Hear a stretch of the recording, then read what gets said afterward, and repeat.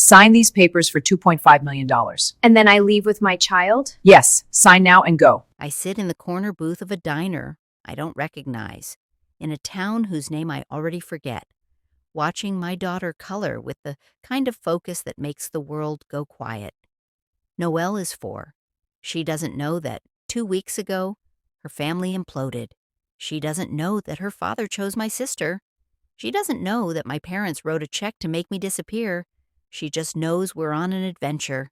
I envy her that. The coffee here tastes like burnt nickels, but I keep drinking it anyway, because stopping means thinking, and thinking means feeling, and feeling means breaking, and I can't break yet. Not here, not in front of her. My phone buzzes. I flip it face down without looking. I already know who it is. If you've ever been the person everyone expects to be reasonable while they dismantle your life with a smile, you know this feeling. The terrible, suffocating calm that comes right before you realize you're not crazy. They are. And if you're still here, still listening, I need you to stay. Because what happens next isn't just my story. It's every story about what happens when you refuse to let people bury you with their shame. And if you haven't subscribed yet, do it now. Not for me. For the part of you that knows exactly what I'm talking about. 3 weeks earlier, I'm standing in my parents' dining room, the one with the chandelier my mother imported from Belgium and the table that seats 14 but only ever holds 5. Ivy is crying. Not the ugly kind, the porcelain kind, the kind that makes her look vulnerable and brave at the same time. She's always been good at that. She's pregnant. She won't say who the father is. Rowan, my husband, the man I've loved since college, the man who proposed under a sky so full of stars I thought the universe was endorsing us, Rowan won't look at me, and that's when I know. Not because anyone says it, because silence is its own confession. My mother, Miriam, sets her wine glass down with the kind of control that signals she's already made decisions I haven't been consulted about. My father, Harold, clears his throat like he's about to present quarterly earnings. We need to discuss next steps, he says. Not Alara, are you okay? Not, what do you need? Next steps. Like I'm a logistics problem. The meeting happens 2 days later. They call it a family discussion, but there are lawyers present, which tells you everything you need to know about what kind of family this is. The terms are straightforward. Divorce Rowan. Take Noelle, accept $2.5 million. Sign an NDA that prevents me from discussing any matters related to family medical history, reputational concerns, or private affairs. They've already drawn up the papers. They've already calculated the wire transfer. They've already decided I'm the problem that needs to be solved. Miriam leans forward, her hands folded like she's praying, though we both know she stopped believing in God the year the country. Club turned down her membership application. This is the best option for everyone, sweetheart, she says, and the endearment lands like a threat. You'll have financial security. Noelle will have stability, and we can all move forward without... She pauses, selects her words like she's choosing which fork to use. Unnecessary pain. Unnecessary, as if my pain is an optional feature. I look at Rowan. He's staring at his hands. Ivy isn't here. Of course she isn't. She's already rewriting the narrative in her head, casting herself as the misunderstood heroine, the woman whose love was too big to contain. I could scream. I could flip the table. I could ask how much they paid the lawyers to make this airtight. Instead, I smile. I'll need everything notarized, I say. Courthouse filing, same-day wire transfer. I'm not signing anything that gives you time to change your minds. Harold blinks. He wasn't expecting compliance. Neither was Miriam. They mistake my calm for weakness. That's the first mistake. The courthouse is cold. Institutional cold. The kind that seeps through your coat and settles in your bones. Rowan's hands shake when he signs his name. I wonder if it's guilt or relief. Probably both. Guilt that he destroyed us. Relief that he gets to start over with someone who isn't me. Ivy doesn't attend. She's at a spa, according to her Instagram story, getting a facial that promises renewal and radiance. The caption reads, Sometimes you have to let go of what's toxic to make room for what's meant to be. I screenshot it, not because I'm petty, because I'm methodical. The money lands in my account at 3:47 p.m. I screenshot the wire receipt, the filing confirmation, the timestamp on the email from the court clerk. I leave that night with Noelle, 2 suitcases, and a manila folder thick with documents. I'm not heartbroken. I'm alert. If you've ever been pressured to keep the peace at your own expense, you understand this part. The way everyone expects you to fold quietly, to take the money and disappear, to make their guilt easier by absolving them of having to watch you suffer. And if you're not subscribed yet, this is exactly why these stories exist. Because someone needs to hear that you don't owe anyone your silence. The hotel is 2 towns over, nothing special. The kind of place where the wallpaper is trying very hard to be cheerful and failing. Noelle falls asleep almost immediately, her small body curled around her stuffed rabbit, her breathing soft and even. I sit by the window and stare at my phone. I don't touch the money. I treat it like evidence, because that's what it is. The next morning, I call Celine Hart. Celine is the kind of lawyer other lawyers warn you about. Not because she's unethical, because she's uncomfortably good at finding the seams in airtight agreements and pulling until everything unravels. She answers on the second ring. "Tell me everything," she says. I do. When I'm finished, there's a long pause. Then, "The NDA is garbage. Overly broad, punitive, designed to silence you beyond what's legally defensible. We can challenge it. What about custody? File for temporary primary custody immediately, before they have time to build a narrative." They already have $2.5 million worth of narrative. Then we build a better one. I'm setting up new insurance records for Noelle when I see it, an automated email routed to an old shared family contact address that I forgot to remove from my forwarding settings. Subject line, prenatal paternity test confirmation, results available. Requested by Ivy Finch scheduled delivery, the morning of the wedding. I read it 3 times. Then I forward it to Celine. Her response is immediate. Do nothing. Let timing do the damage. The days blur together. Noelle asks when we're going home.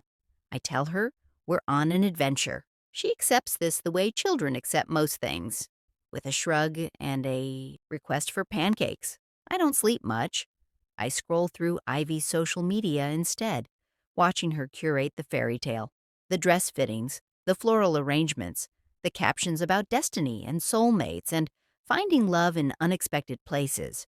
Rowan is in every photo, smiling like a man who's convinced himself he deserves this. An unknown number texts me late one night. They rushed the DNA test. They're scared of something. I stare at the message. Then I forward it to Celine. Her reply, "Good. Fear makes liars careless." The wedding is scheduled for a Saturday in June, the kind of day that feels designed for celebrations. Warm sun, clear skies, the world offering its approval. I don't attend. I sit in my hotel room instead, coffee going cold on the nightstand, phone face down on the bed. At 10:02 a.m., it rings. Miriam. I let it ring twice before I answer. "There's been a complication," she says, and her voice is stripped of its usual control, frayed at the edges, unraveling in real time. I say nothing. Silence is a scalpel. It forces people to fill the space, to confess, which is destroy everything built on lies. "The DNA results came back," Miriam says, and I can hear her breathing, shallow and quick, like she's trying not to hyperventilate. "Rowan isn't the father." The words land in my chest like stones. Not because I'm surprised, because I'm vindicated. "What does that mean?" I ask, though I already know. "It means—" She stops, regroups. "It means there's been a misunderstanding." A misunderstanding. Not a lie, not a betrayal. A misunderstanding. In the background, I hear chaos, voices overlapping, a chair scraping, someone sobbing hard enough to choke. The wedding isn't pausing. It's collapsing. "I'm sorry to hear that," I say, and I mean it, not for them. For the version of myself that might have believed their apologies if I hadn't learned to trust evidence over emotion. I hang up, Within hours, the texts start, Harold, we need to talk. Rowan, please call me. Ivy, you don't understand. I block all of them. Then another message from the unknown number. Your parents knew there was a chance Rowan wasn't the father. That's why they paid you so fast. I read it until the words stopped meaning anything. Then I forward it to Celine. The pieces fall into place with the kind of terrible clarity that makes you want to scream. The money wasn't compensation. It was containment. They knew Ivy's timeline didn't add up. They knew the pregnancy might not be Rowan's. They knew that if the truth came out, it wouldn't just humiliate Ivy, it would expose them. So they paid me to leave, to take the blame, to disappear quietly so they could pretend their family wasn't rotting from the inside. Celine calls me that night. We have everything we need, she says. The NDA is unenforceable. The settlement can be reframed as coercion, and custody is yours. Rowan has no legal standing to take you. Challenge it right now. Not with this mess. What do? You do nothing. You've already won. Now we just make sure they know it. The rewrite attempts come fast and desperate. They blame the lab. They demand retests. They float the idea of working this out as a family. Harold sends a formal letter through his attorney, suggesting we revisit the terms of the settlement in light of new information. Celine sends back a single sentence. My client declines. Ivy vanishes from social media. The wedding venue refunds what it can. Guests talk anyway, because people always do when the truth cracks in real time and everyone gets to watch. Rowan calls 17 times in 3 days. Then he texts, I'm sorry. I know that's not enough, but I'm sorry. I don't respond. What would I even say? That sorry doesn't unwrite the betrayal? That sorry doesn't give me back the year I spent thinking I was the problem? That sorry is just another word people use when they want forgiveness without accountability. I changed the locks on the house I'm renting. I finalize custody arrangements that give Rowan supervised visitation, because Noelle deserves a father, even if I don't want a husband. I build a life that doesn't require anyone's approval. Quiet mornings, pancakes with Noelle, walks in parks where no one knows my name. It's small. It's mine. 6 months later, I get a message from the unknown number. You did the right thing. I stare at it. Then I delete it, because I don't need strangers to tell me what I already know. People ask me sometimes. Friends, acquaintances, the barista who's heard parts of the story. If I regret it. If I wish I'd fought harder to save my marriage. If I think I gave up too easily. And the answer is always the same. I didn't give up. I stepped aside. There's a difference. Giving up means you believe you failed. Stepping aside means you recognize when the foundation was never solid to begin with. Alara didn't ruin their lives. She simply stopped letting them ruin hers. And sometimes, that's the quietest, most elegant form of justice there is. The truth doesn't need you to fight for it. It just needs you to stop protecting the people trying to bury it. And once you do that, once you step back and let it stand on its own, it does exactly what it was always going to do. It wins. If you've made it this far, you already know why this story matters. Subscribe, share it. Let it remind you that you're not obligated to carry other people's shame. And if you're sitting in your own version of that hotel room right now, wondering if you're strong enough to walk away, you are. You already were. You just needed someone to tell you it's okay to stop pretending you're not. So, here it is. It's okay. You're okay. And the people who tried to erase you to protect themselves, they're the ones who have to live with what they did. Not you. Not anymore. Noelle asks me when one night, curled up in bed with her rabbit, why we don't see Daddy as much anymore. I tell her the truth, the version a 4-year-old can hold without breaking. Sometimes grown-ups make mistakes, and when they do, we have to make new plans. Are you sad? She asks. I think about it. Really think about it. No, I say. Not anymore. And I mean it, because sadness requires mourning something you lost. And I didn't lose anything. I left it behind. There's a difference. The last time I hear from Miriam, it's a voicemail. Her voice is smaller than I've ever heard it. tentative, almost apologetic. I know you probably won't call back, she says, but I wanted you to know that She stops, starts again. I hope you and Noelle are doing well. I delete it without listening to the rest. Not out of cruelty, out of clarity, because some bridges aren't worth rebuilding. Some foundations were always cracked, and some families were never really families at all. They were just people who shared last names and expectations. A year passes, then two. Noelle starts kindergarten, makes friends, draws pictures of houses with big windows and trees that touch the sky. I start writing again, something I gave up when I married Rowan, because he always said it was a hobby and I should focus on practical things. Turns out, the only impractical thing I ever did was believe him. I see Ivy once, by accident, in a grocery store 3 towns over. She looks tired, older, the kind of older that comes from consequences, not time. She sees me. I see her see me. For a moment, we're frozen there, between the produce and the dairy aisle. Two people who used to be sisters. She opens her mouth. I turn away, because I don't owe her closure. I don't owe her forgiveness. I don't owe her anything. Sometimes people tell me I should have fought harder, that I should have exposed them publicly, that I should have made them pay. But here's what they don't understand. I did make them pay. I made them live with what they did. And that's a sentence that doesn't end. If you've ever been told you're too calm, too collected, too unbothered by people who expected you to crumble, good. Let them wonder. Let them second guess. Let them spend the rest of their lives trying to figure out how you walked away without looking back. Because the truth is, you didn't need revenge. You just needed distance. And distance, it turns out, is the most devastating response of all. Subscribe if you haven't already. Share this if it resonated. And remember, walking away isn't weakness. It's the strongest thing you'll ever do. Because it means you finally stop letting other people write your story. And once you take that pen back, once you decide your life is yours to narrate, no one can ever take it away again. Not your family, not your ex, not anyone. Noelle is 7 now. She asks me sometimes about the before time, as she calls it, about Daddy and Aunt Ivy and Grandma and Grandpa. I tell her the truth, age-appropriate and kind.